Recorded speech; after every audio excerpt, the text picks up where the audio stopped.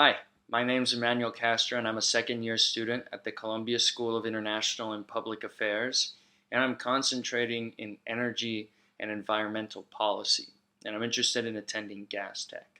So, without further ado, I'm going to just jump in to my answer for what role natural gas will play in the coming future. So natural gas is going to play three roles. It's going to be a greener and affordable alternative to nations that are looking to transition away from more traditional fossil fuels such as oil and coal.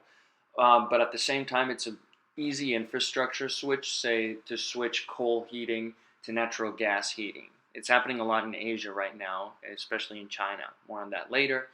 Bridge towards renewables. Basically, countries that are looking to develop their renewable tech and at the same time want to buy up immediately fossil fuel that isn't as harmful, they can buy natural gas. And it's also going to promote democratic ideals because more and more countries are going to be joining the market. And what this is going to do is that it's going to promote a free and open market and free and fair competition instead of political leverage, which I'll expand upon later. Natural gas is a greener, more affordable alternative. So it's greener when compared to, for example, coal and oil, more traditional fossil fuels, when it comes to emissions per BTU.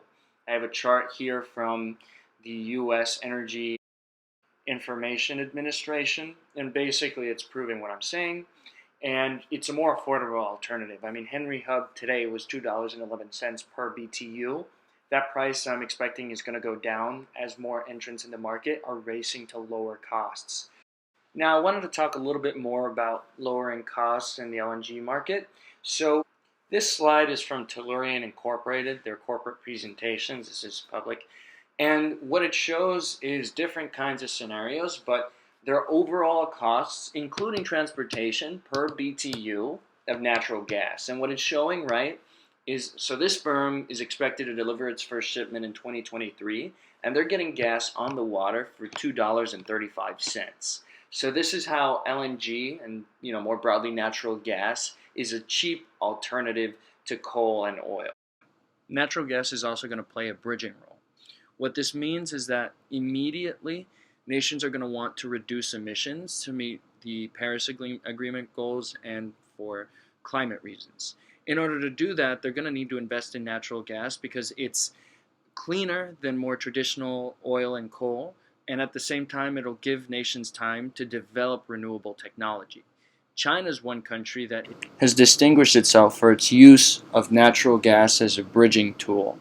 I've also included a graph that shows China's electricity mix as of 2017, and it shows how they've been able to transition to renewables thanks to them using natural gas as a bridging tool. So what they've done is that they've switched out coal, which they've traditionally used for heating in their large cities, and they're starting to use natural gas to heat their buildings, and that has tremendously lowered emissions and PM 2.5 levels, and it's enabled them to transition into using renewables for generation. So now renewables account for a total of 15% of all generation as of 2017.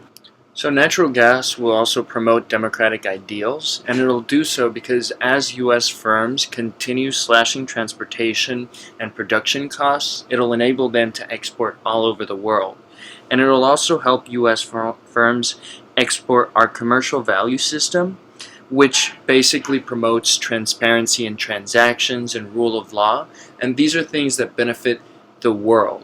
Benefits the world because it offers them cheap, cleaner sources of energy from transparent sources, so that, for example, nations in Europe will have alternatives to Russian gas, which often comes with political strings attached that end up having very harmful effects to different countries. And I would just like to credit Secretary of State Mike Pompeo for espousing how natural gas can support democratic ideals all over the world in CERA Week. Finally, I wanted to talk about where I come in. So I come in as a market researcher representing one of the major IOCs and help with my policy background to improve dialogue and projects between these companies and different governments seeking to diversify their energy imports while reducing their carbon footprint. By assisting with market research and utilizing my market expertise, I would hope to help diversify the energy market in Central and South America to help break the dependency on Venezuelan oil and gas.